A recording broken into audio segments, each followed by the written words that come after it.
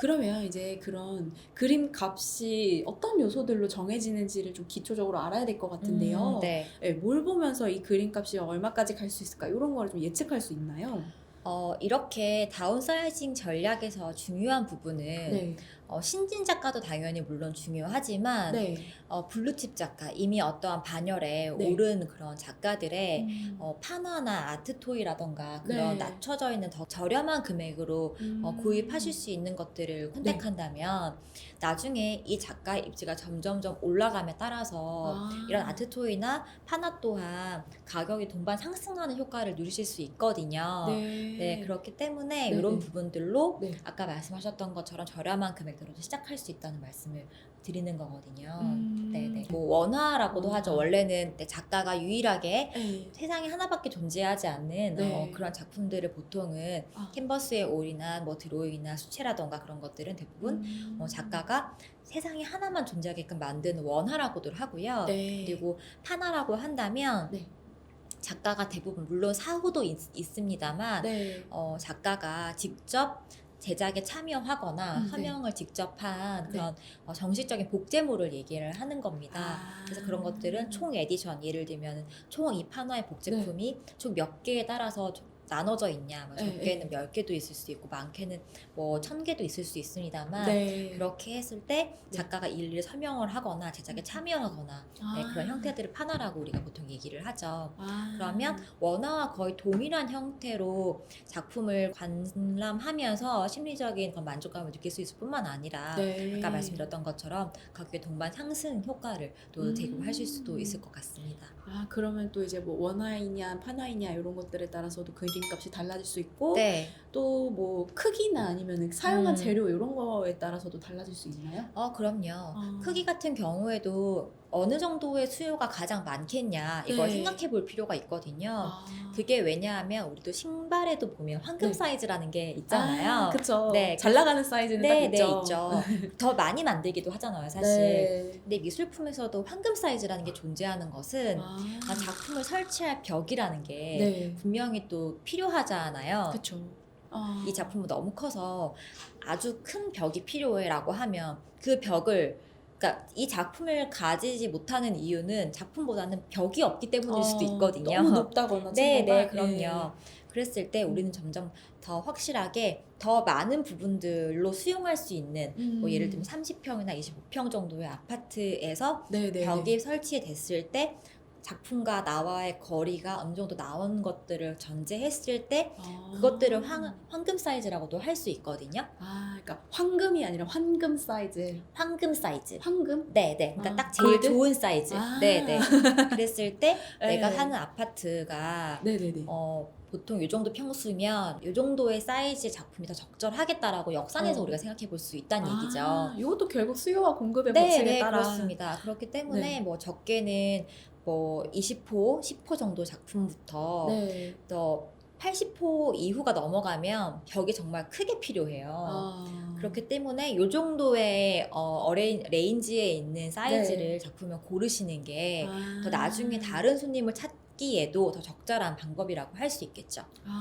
네네네. 뭐 호당가 이렇게 얘기를 많이 하시는데 그쵸? 호당가라고. 네, 호당가는 이제 보통 한 호당 갖는 가격을 말씀드리는 건데요. 보통 이런 거는 갤러리에서 작품 가격을 산출해 낼 때 쓰는 방법이기도 합니다. 사실 이거는 처음에는 최초에는 프랑스에서 처음 만들어진 제도라고도 하지만 얼마 가지 않아서 폐지됐어요. 그리고 지금은 거의 유일하게 호당 가격제를 유지하고 있는 나라가 우리나라라고도 하더라고요. 정말요? 네. 조금만 생각해 보면 호당 가격제가 그렇게 합리적이지 않은 시스템이라는 걸 생각해 볼 수 있는데 작가가 작품을 만들 때에 제작을 한다고도 말을 하지만 결국 그건 공장에서 찍어내는 제품이 아니거든요. 그쵸. 똑같은 사이즈의 작품을 똑같이 작업한다고 하더라도 네. 그 안에는 더 잘 그린 수작이 있고 더 못 그린 태작이라는 것이 존재합니다. 네. 하지만 이러한 수작과 태작이 같은 가격으로 공급이 됐다고 하더라도 네. 더 많은 인기도와 비선호에 따라서 가격이 다시 책정되기도 하거든요. 그 말인즉슨 작품이 똑같은 가격으로 결과적으로는 만들 수가 없다는 이야기겠죠. 아, 규격할 수 없다는 얘기죠. 맞습니다. 네. 근데 호당 가격제는 이러한 특성들, 예술품의 특성을 차치하고 네. 가격을 무조건 사이즈로만 재단하는 그런 시스템 방식이기 때문에 네. 조금 합리적이지는 않은 방식이라고도 말씀드릴 수 있는 거죠. 아, 제가 또 어떤 단어를 하나 듣고 아는 척을 해보려고 네, 근데 했는데 너무 중요해요. 왜냐하면 호당 네. 가격제로만 작가를 판단하기도 사실 굉장히 어렵습니다. 그런 부분들을 또 이렇게 컬리니 분들은 좀 어려워하실 수 있기 네. 때문에 굉장히 잘 물어보신 것 같아요. 네, 감사합니다. 네, 근데 이제 고흐 같은 경우에 음. 그런 화가 같은 경우에 이제 죽고 나서 인정을 받기 시작했잖아요. 네, 어떻게 네. 보면 생전에는 자기 그림의 가격이 그만큼 인정받지 못하다가 죽고 네. 나서 이제 그림의 가격이 오르고 이런 경우가 좀 있다고 들은 것 같은데 실제로 정말 그럴까요? 그 요즘에도 미술시장이 이렇게 제가 뭐 아트테크를 하고 있고 컬렉터라고 얘기를 하면 네. 작가가 뭐 죽으면 가격이 오른다던데 막 진짜야? 이런 얘기들 저한테도 많이 물어보시고 네네네. 그런 것들을 제가 정리해서 작고 호재라는 단어로 아예 만들어 봤는데요. 네. 현실적으로 작가의 사망이 음. 가격 상승에 도움이 되는 부분이 있는지는 네. 우스갯소리로 하기엔 조금 진지한 부분이기도 하기 때문에 그쵸. 따져보는 부분이 좀 필요할 것 같아요. 네네. 예전에는 작가가 갖는 직업적인 처우가 굉장히 낮은 편이었고 네. 리스펙트를 받는 그런 작가 직업이 아니었던 데다가 그쵸. 네, 그리고 작가가 작품을 많이 남기지도 못했죠. 왜냐하면 뭐 캔버스가 모자라서 은지와 담뱃값에 작품을 그리는 작가들도 있었고 네네네. 네, 캔버스가 없어서 정말 종이가 없어서 그림 못 그리는 그런 작가들도 있었으니까요. 플란더스에게가 생각나요. 네, 그리고 네. 그렇게 작품을 어렵사리 남겼다 하더라도 네. 은지화에 그린 그림을 잘 남길 리가 사실 만무하겠죠. 보존이 그만큼 힘들죠. 네, 보존이 어렵고 네. 중간 소실되는 개념도 있었고요. 상황이 그러하다 보니까 네. 작가의 사망이 갖는 형태의 개념을 살펴보면 네. 결과적으로는 작품이 생산되는 총량이 정해졌다라고도 네. 볼 수 있을 것 같아요. 아. 하지만 지금은 생각해보면 굉장히 처우가 다르죠. 네. 말년까지도 왕성하게 활동하시는 작가들도 굉장히 많으시고 네네. 예전에 비해서는 작품의 수량도 굉장히 많아졌습니다. 어. 그런데 작고 호재라는 말이 전제가 가능해지려면 네.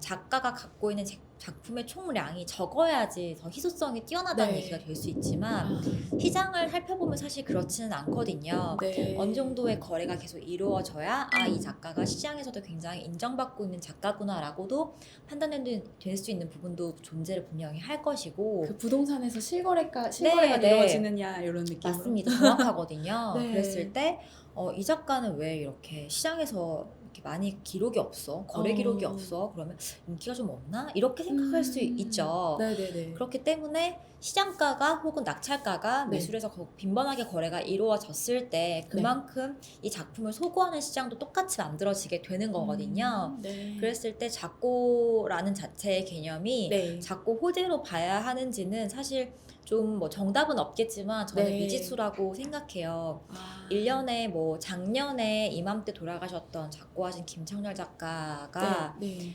작고 이후로 가격이 굉장히 많이 상승했기 때문에 이 또한 작가의 전형적인 작고 호재로 보는 분들도 사실 계시더라고요. 그렇군요. 하지만 며칠 산의 차이를 두고 비슷하게 작고하신 서세옥 작가 같은 경우에는 네네. 가격이 그렇게 반향을 일으키는 흔적이 전혀 없거든요. 그렇기 때문에 김창렬 작가의 작고 또한 이게 작고 호재의 광풍으로 봐야 하는지는 저는 조금 어려운 부분이 존재한다고 생각합니다. 그렇게 그냥 단순하게 무조건적으로 네. 그런 시스템은 아니고 좀 더 여러 가지. 그럼요. 반영이- 그래서 네.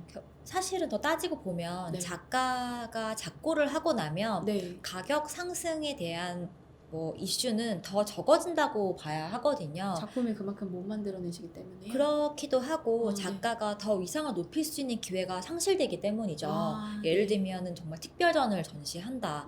혹은 뭐 개인전을 해외에서 하게 되었다라고 한다거나 네. 그런 다양한 호재들이 이미 지금 상실된 형태로 남아있게 되기 때문에 네. 그때부터는 저 입지가 지금 이제 레전드로 되어 있는 거지 네. 개인적인 입지가 또 높아지는 상승의 여력은 더 없는 부분이라고도 볼 수 있겠죠. 그렇군요.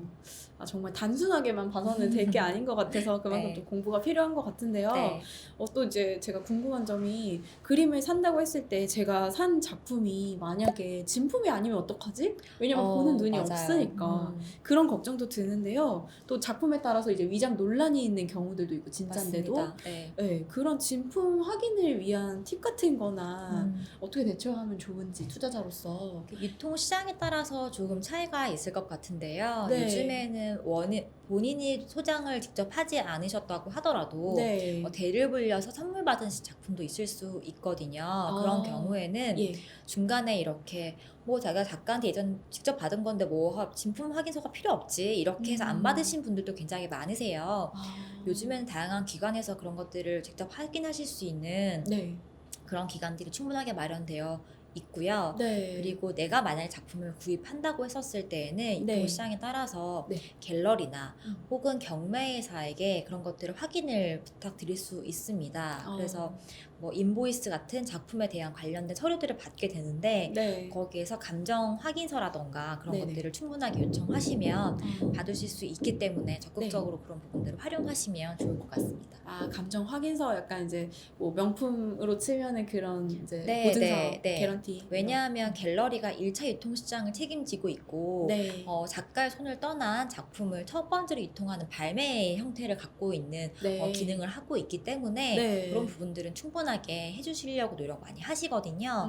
그런 부분들을 확인하시면 좋을 것 같습니다. 아, 그러면 이제 여차저차 해서 이제 제가 저 같은 초보자가 첫 그림을 샀어요. 샀는데 이거를 이제 시세 차익이 조금 생긴 것 같아서 팔고 싶을 때 네. 어떻게 원할 때 어디서 팔 수가 있을까요? 요즘에 그림들을 봤을 때 작품을 사는 것보다 파는 게 더 어려운 시장이라는 얘기를 저한테 많이 하시거든요.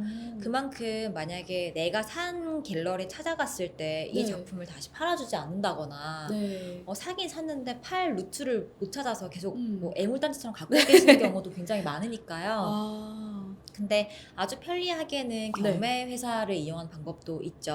경매 회사는 경매. 네. 중고 시장일 뿐만 아니라 네.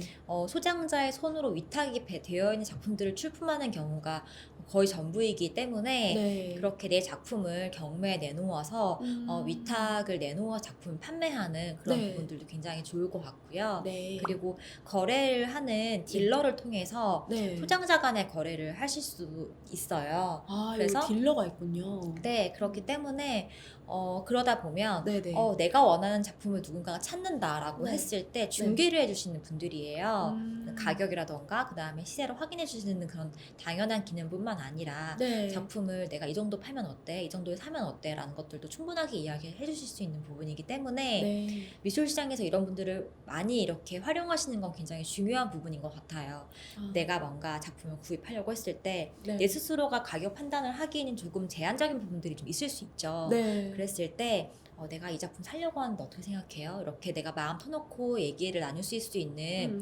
컬렉터가 있는 것도 좋고 네. 그렇게 딜러에게 물어보면 더 전문적인 의견들을 들을 수도 있겠죠. 아, 주변 분들이 서로 이제 많이 물어보시고 또 그렇게 하시겠네요, 컬렉터끼리. 그럼요. 그러면 정말 이렇게 정말 자기 일처럼 고민을 해주세요. 아. 왜냐면 그 마음을 너무 이해하기 때문인데요. 네. 내가 이 작품을 구매하려고 마음먹었을 때 얼마나 그 중요한 그 타이밍인지를 알고 있는 분들이라면 네. 그 작가 요즘에 어떤 이런 저런 좋은 소식들이 있어요. 최근에 이런 낙찰가로 낙찰이 됐기 때문에 이 정도 가격으로 이제 원하시는 것 같아요, 판매를. 이런 얘기들을 하시면서 조금 여기서 뭐 배송비는 포함인가요? 예를 들면은 뭐 해외에서 가져오는 경우라면 네. 보험은 다 되어 있는 건가요? 이런 것들도 확인해 그렇죠. 보라고 얘기를 해드릴 수 있는 거겠죠. 그러면 아. 내가 지금 너무 거래 가격에만 지금 치중되어 있구나. 이런 부분도 같이 이야기를 해봐야겠다. 네. 내가 어떤 부분에서 지금 놓친 부분이 있지? 이런 것들 서로 체크해주기 굉장히 유용하거든요. 그러면 대표님 같은 경우에 네. 경매에서 직접 뭐 이제 그림을 사고 팔고 해보신 경험이 있으세요? 네, 당연히 있죠. 네. 그리고 선호도에 따라서 컬렉터의 취향에 따라서도 혹은 네. 그 성향에 따라서도 그 방법들이 굉장히 다양해지는 것 같아요. 음. 어떤 분들은 내 작품은 나는 그래도 내 새끼 같은 내 네. 애기 같은 작품들인데 네. 나 경매에 내놓아서 이렇게 가져가서 흥정해서 하는 거 나 음. 싫어 이렇게 하시는 분들도 있고 네. 오히려 그 방법이 난 더 투명해서 좋아 네. 이렇게 선호하시는 분들도 있고요. 처음에 이제 처음 그 그림이 화폐로 딱 이제 변하는 그 순간을 목격하고서 시작하셨다고 네. 하는데 처음에 투자로서 미술품을 사셨던 그 경험담을 한번 들려주시면 좋을 것 같아요. 처음에도 제가 되게 어렸을 때부터 시작을 했기 때문에 네. 무턱대고 작품을 저도 구매할 수 없었어요. 어. 그리고 저도 미술 시장에서 충분한 시간을 갖기 전까지는 확신을 갖는 데는 굉장히 저도 슬로우 스타터의 형태를 갖고 있는 사람이기 때문에 시간이 꽤 많이 걸렸거든요. 네. 그런데 제가 미술관에서만 작품을 보다가 네. 아트페어라는 곳에 처음 가게 됐을 때 내가 실제로 미술관에서 보던 작품들이 이렇게 흥정을 하고 이렇게 거래를 하는 형태를 제가 목격했을 때 네. 제가 굉장히 그때가 중요한 포인트였던 것 같아요. 터닝 저한테는. 포인트? 네네. 아. 그래서 이게 자산으로서 혹은 이게 시장이 만들어져 있구나. 이런 것들을 제가 체감했던 그런 순간이었던 것 같아요. 그 전엔 정말 그냥 미술품 애호가로서 네, 이제 그럼요. 보는 감상하는. 이 작품이 갖고 있는 의미는 이렇구나. 이 아. 작가가 왜 이 작품을 만들었을까? 그리고 네. 이 작품에서 왜 이 사람은 이 작품 앞에 오래 서 있을까? 네. 가끔 보면 네네. 미술관에서 오는 사람을 만날 때도 있거든요. 그럼 맞아요. 왜 저 사람은 저 작품으로 앞에서 울고 있을까? 반대로 저 작품이 갖는 의미가 어떤 느낌이기 때문에 그럴까? 네. 저는 굉장히 궁금했거든요. 관찰도 많이 하셨군요. 네. 그런데 그런 오랜 시간들로 애호가의 단계에 머물렀던 제가 아트테크 혹은 미술 시장에 갖고 있는 가능성을 제가 체감했던 순간이 네. 바로 아트페어를 갔을 때의 순간이었던 것 같아요. 그래서 물론 처음 갔을 때는 구입하지 못했지만 네. 제가 첫 작품은 아트페어를 방문했을 때 그 기간 중에 구입했기 때문에 그만큼 제가 얼마나 네네. 그 순간을 제 스스로에게 기다렸는지도 정말 생각해보면 네네네. 몇 년 전인데도 불구하고 굉장히 선명하게 기억이 나거든요. 아트페어라는 게 또 조금 약간 어떤 느낌이죠? 아트페어라고 한다면 어떤 짧은 기간, 예를 들면은 박람회 같은 기간 비슷한 건데요. 네네. 짧은 기간 동안에 네. 각 지역에 있는 갤러리들이 작품들을 가지고 한 장소에 모여서 열리는 페어라고 해요. 다 볼 수 있겠네요. 네, 그렇습니다. 그렇기 때문에 네. 갤러리가 자신이 소장하고 있는 작품을 다 내놓을 뿐만 아니라 네. 소속된 작가를 소개하는 그런 되게 중요한 기회라고도 볼 수 있거든요. 네. 그리고 또 반면에 컬렉터 입장에서는 발품 팔 필요 없이 네. 갤러리들이 선점해 놓은 작품들을 편리하게 구입하실 수 있는 그런 중요한 루트가 될 수도 있는 거겠죠.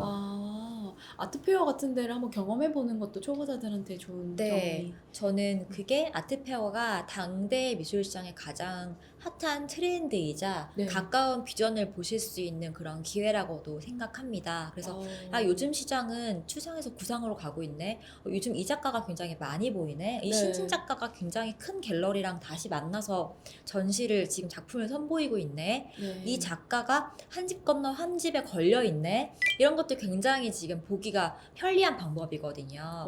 그리고 각 지자체에서도 지금 다양하게 아트페어를 신생 아트페어들을 다시 오픈하고 있는 그런 형태이기 때문에 네. 내가 살고 있는 도시에서도 어떠한 문화 산업적인 그런 일들이 벌어지고 있는지를 체크해 보시는 것도 굉장히 좋을 것 같습니다. 아트페어를 한번 가보셔야 네. 되겠군요. 여러분. 그러면 그때 처음으로 이제 구매하셨던 그 떨리는 마음으로 사셨던 작품을 그 투자는 성투하셨나요? 성과가. 물론 지금 생각해 보면 그 작가가 미술사학적으로는 네. 굉장히 뛰어난 작가이긴 한데 네. 시장에서는 아주 성공적인 아트테크는 아니었다고 제 스스로 판단을 하고 있어요. 그게 왜냐하면 네. 그 작가가 원래는 조각을 더 메인으로 하는 작가였는데 아, 제가 산 작품은 가격의 예산상 네. 회화 작품이었거든요. 아, 예산에 맞추다 보니까요. 네. 네. 그래서 제가 꼭 얘기를 하고 싶은 부분은 네. 작가의 작품을 고를 때 가성비를 절대 따지지 말라는 얘기를 저는 드리고 싶어요. 아, 내가 가성비로 고른 작품을 네. 다른 사람이 수작으로 생각해서 작품을 구매할 리가 만무하거든요, 사실. 아, 그래서 웬만하면 작가의 대표작 혹은 수작 혹은 굉장히 유니크한 기념의 의미가 있는 작품들을 주로 고르시는 것이 네. 나중에도 더 매력적인 수익으로 다가오실 수 있는 부분이라고 저는 꼭 추천드리고 싶습니다. 차라리 같은 예산이었다면 조금 더 단계를 낮추더라도 네, 그 더 작가의- 작가의 대표작을 고르시는 것이 나중에도 네. 너무 좋은 작품인데 이 작품에 약간 작은 흠이 있어서 라고 해서 판매가 안 된다면 네. 그만큼 애물단지가 그쵸. 그때부터는 이제 나의 마음도 달라지거든요. 지금도 혹시 소장하고 계신가요? 네, 그럼요. 그 아. 작품은 제가 매일매일 제 사무실에 걸려져 있기 때문에 보고 있죠. 네. 대표님 사무실이나 집에는 정말 많은 작품과 그림들이 맞아요. 걸려있겠네요. 작품이 사실 너무 많아져서 네. 지금은 별도의 장을 짜서 이렇게 보관을 하고 있는데요. 나중에 갤러리 운영하셔야 되는 거 아니에요? 저는 절대 그렇게는 못할 것 같지만 컬렉터로서 또 네. 다양한 방법들로 음. 작품들을 또 즐기고 또 네. 소비하는 그런 방법들이 많아지고 있기 때문에 네. 다양한 어떤 편식보다는 네네. 다양한 방법으로 컬렉팅을 즐기는 모색들을 하고 있습니다. 그러면 이제 지금 얘기를 듣다 보니까 어떤 그림 하나를 본다기보다도 그 작가가 어떤 작가인지 이런 것들을 좀 공부해야 될 것 같다는 생각이 들어요. 맞아요. 이게 미술시장이 갖고 있는 어려움 중에 또 하나가 뭐냐면 주식은 예를 들면 어떤 지인에게 추천을 받았을 때 네. 지금 이 주식 좋아. 지금 여기가 예를 들면 요즘에 은행 주식 좋아. 네. 요즘에 어떤 주식 좋아라고 얘기를 했을 때 네. 그러면 그 주식을 들어가면 되지만 지금 미술시장을 좋아라고 해서 그때 또 공부가 시작돼야 되는 거거든요. 네. 그렇기 때문에 막연하게 느껴지기도 해요. 내가 어느 세월에 이걸 지금 공부해서 이 작품을 갖고 싶어하는 마음이 들기까지가 얼마나 망망대해 시간에 걸릴 텐데 어떻게 안목을 너무 길러요? 막연하거든요. 네. 근데 물리적으로는 결과적으로는 네.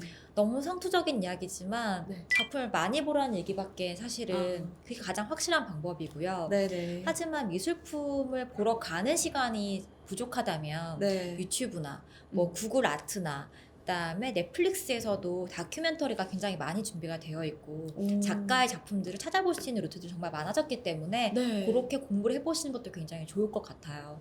그리고 이 작가가 지금 내가 많이 알려져 있지 않은 작가를 관심을 가지고 있다라고 한다면 네네. 그 작가가 어느 정도로 활발하게 활동을 하고 있는지, 예를 들면 이 작가가 올해 동안에 개인전을 개최를 몇 번을 했는지 네. 혹은 그룹전에 참여를 했는지 네. 어떤 갤러리와 지금 접촉을 해서 어떤 전시를 만들어내고 있는지가 미술 시장의 다양한 관계자들이 이 작가를 판단하는 기준이 될 것 같거든요. 그랬을 때 이 작가가 활발하구나, 혹은 너무 지금 내성적으로 작법 활동을 하고 있구나, 이런 네. 것들을 좀 가늠했을 때 이 네. 작가를 내가 작품을 들여도 될지를 가늠하는 중요한 팁이 될 것 같습니다.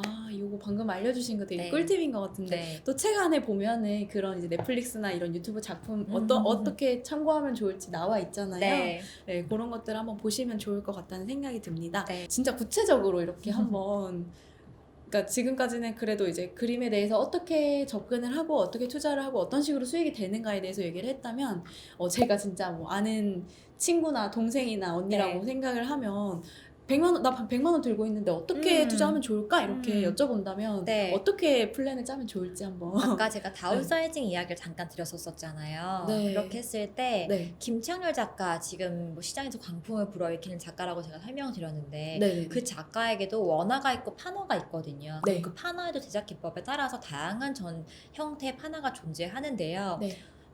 물론 100만 원대에도 구매가 가능한 그런 판화들이 분명히 있고요. 네. 그럼 한 그리고 500만 원? 그렇게도 네. 하실 수 있어요. 네. 제가 올해 초 3월 정도에 어떤 기사를 찾아봤을 때 네. MZ세대, MZ세대들이 네. 주식에 투자하는 어떤 조사들을 제가 한번 살펴본 적이 있는데 네. 가장 많이 누적 투자 금액으로 봤을 때 가장 많은 금액이 100만 원에서 500만 원 사이였다고 그래요. 근데 그 2위로 많이 하는 게 100만 원 미만이었거든요. 그만큼 적은 예산으로 네. 진입하기가 미술시장에 굉장히 적절하기 때문이라고 저는 역산해서 이해를 할 수 있었을 것 같은데요. 네네. 그런 금액으로도 미술품을 충분하게 하실 수 있고 네. 미술품은 또 우리 감성이나 감각을 자극하는 요소이기도 하기 때문에 충분히 네. 즐기면서도 하실 수 있을 것 같습니다. 아. 그래서 뭐 요시토모나라 같은 일본의 굉장히 귀엽고 네. 너무 귀엽잖아요. 보고 이렇게 있으면 환한 애기 모양. 네네네. 이렇게 화가 났지만 너무 귀여워서 보고 있으면 웃음이 막 절로 나는 그런 이미지를 갖고 있는데 네. 그 작가 같은 경우에도 원화와 어떤 다양한 활동을 할 뿐만 아니라 네. 아트 토이도 꾸준하게 만들고 있거든요. 어.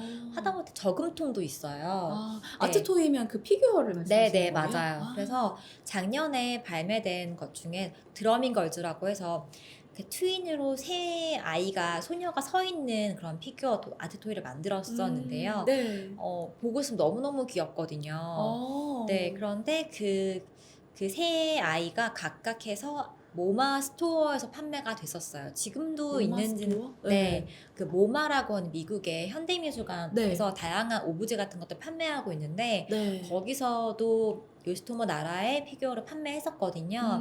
근데 세 아이를 다 합쳐도 하나로 70만 원이 넘지 않았던 금액이었거든요. 네. 그런데 요즘은 너무 세상이 좋아져서 그 뒤에 어떤 칩이 있어서 그거 칩을 이렇게 하면 이 발매한 회사가 위조인지 아닌지를 체크해주는 그런 칩도 안에 심어져 있는 굉장히 스마트한 아이들이에요. 그랬을 때 네. 내가 이 작품을 구입해서 보면서 인테리어 효과뿐만 아니라 나의 즐거움도 네. 느낄 수 있을 것뿐만 아니라 잘 보관만 한다면 네. 나중에는 또 양도 차익을 즐겁게 누려볼 수도 있는 부분이겠죠. 아, 꼭 그런 이제 그림뿐 아니라 이제 아트 토이 같은 네, 형태로도. 맞습니다. 네. 아주 몇 년 오래 전에 일본에 있는 어떤 모 작가 쿠사마 야유에라고 하는 호박을 많이 그린 작가가 있는데 작가가 같아요. 네, 네. 노란 색깔 이렇게 네, 되어 네, 있는 네. 그 동그라미. 작가가 네, 네. 수십 년 전에 어떤 전람회를 했었대요. 근데 네. 그때 오셨던 분들한테 선물로 만들었던 오브제가 있었대요. 아. 근데 지금 그 오브제가 몇 천만 원에 거래가 되거든요. 근데 그런 것들이 아트 토이가 굉장히 매력적인 부분이라고 말씀을 드린다면 네. 우리가 원화를 구입하기는 굉장히 어렵지만 네. 범용으로 구입할 수 있는 것들을 했을 때는 아트 토이가 굉장히 매력적인 포인트가 있겠죠. 네. 발매가가 워낙 저렴하니까 아. 낮게는 30만 원, 뭐 네. 20만 원에도 구매를 할 수 있으니까요. 아. 그렇게 시작해보는 것도 저는 굉장히 좋은 방법이라고 생각해요. 지금 이제 조금 몇몇 알 것 같은 아는 네. 작가들을 얘기해 반가우시죠? 주시니까 네. 그런 거는 진짜 저도 갖고 싶을 것 같아 이런 마음이 들기도 맞아요. 하고 네. 또 이제 그냥 이제 막 이렇게 지나가다가 본 피규어나 그런 것들은 음. 너무 비싸 이렇게 생각을 했는데 지금 또 이렇게 접근을 해서 들으니까 한 30만 원이면 사볼 만한데 이런 생각이 드는 거예요. 네, 뭐 카우스 같은 작가도 네. 보시면 발매가가 정말 저렴하거든요. 뭐 20만 원, 30만 원대지만 지금 경매에서는 몇 천만 원에도 거래가 되기 때문에 네. 그렇게 재미있게 생각해 보신다면 미술 네. 시장이 그렇게 막 외워야 하는 것들이 많은 어려운 시장은 아니라는 것을 좀 아실 수 있지 않을까 싶어요. 지금 방금 든 생각인데 네. 아는 작가도 많지 않고 미술에 대해서 몰라라고 생각을 하지만 또 이제 지금 얘기해 주신 것들 중에서 뭐 한 작가나 두 작가 정도는 그래도 알거나 관심 있는 작가들이 있잖아요. 거기서부터 이제 공부를 시작해서 점점 확장을 하는 것도 초보자한테 괜찮은 방법이 네. 아닐까 이런 생각도 드네요. 그러면 진짜 마지막으로 최근에 좀 공부를 위해서나 아니면 또 그냥 개인적으로라도 보고 계신 뭐 책이나 영화나 어떤 콘텐츠가 있다면 추천해 주시면 좋을 것 같아요. 콘텐츠라고 한다면 네. 저는 가장 직접적으로 많이 활용하는 부분은 역시 인스타그램인 것 같아요. 정말요? 요즘에 각 미술관에서도 인스타그램 굉장히 활발하게 운영하고 있거든요. 그랬을 때 팔로우만 하고 있으면 굉장히 편리한 부분이 저한테 계속 뜨니까요. 네. 그랬을 때 요즘에 이 전시 하고 있네 뭐 네. 이런 것들을 모르던 작가들도 혹은 네. 모르던 뭐 소식을 모르던 미술관들도 저한테 알림을 고맙게도 보내주니까 네. 놓치지 않을 수 있거든요. 아. 지금 대구미술관이 10주년을 맞이해서 전시를 하고 있고 네. 굉장히 개인적으로 제가 좋아하는 강효배 작가 같은 경우도 지금 네. 대구미술관에 전시를 하고 있습니다. 저도 오. 아직 가보지 못했는데 네. 제가 조만간 가볼 생각이에요. 아. 그렇게 한번 여행 삼아서도 혹은 지방에서도 다양한 전시를 하고 있기 때문에 네. 방문해 보시면 좋을 것 같고 네. 부산 시립미술관에서도 그렇고 네. 지금 더 다양한 전시를 준비하고 있고요. 네. 또 울산 아트페어 같은 경우에도 지금 조만간 12월 초에 지금 열릴 예정이기 때문에 관심 많이 가져주시면 좋을 것 같습니다. 네. 좋은 추천해 주셔서 네. 감사합니다. 저도 한번 대구 한번 가봐야겠는데요. 네. 여행 삼아서. 네. 네, 오늘 진짜 여러 가지 다양한 이제 아트 테크에 대해서 얘기를 해주셨는데요. 앞으로도 좀 MZ 세대들뿐만 아니라 더 전 세대들이 미술을 보는 안목을 키우고 또 이제 이런 투자가 좀 더 수면 위로 이렇게 떠올랐으면 좋겠다는 생각이 듭니다. 네, 그런 이제 홍보 대사로서 활동해 네. 주시기를 좀 기대해 보겠습니다. 감사합니다. 마지막으로 정말 못다 하신 말씀이 있으면 한마디만 해주시고 끝낼게요. 미술품을 제가 많은 질문들을 받아봤을 때 네. 미술품을 요즘에 MZ들이 갖는 특성상 정말 종목화해서 보려고 하는 시각들도 존재하시는 것 같아요. 네. 하지만 미술시장이 갖고 있는 특성을 이해하다 보면 결과적으로는 미술시장은 시간이라는 게 굉장히 비례하게 작용하는 시장이라고도 말씀드릴 수 있습니다. 네. 그렇기 때문에 짧은 기간 동안에 내가 매력적으로 재미를 보겠다는 마음보다는 네. 지성과 재화를 동시에 가져보겠다는 마음으로 아. 접근해 보시는 게 어떨까 싶습니다. 아, 멋있습니다. 네. 지성과 재화를 여러분들 누려보시기 바랍니다. 네, 좋은 말씀 감사합니다. 감사합니다.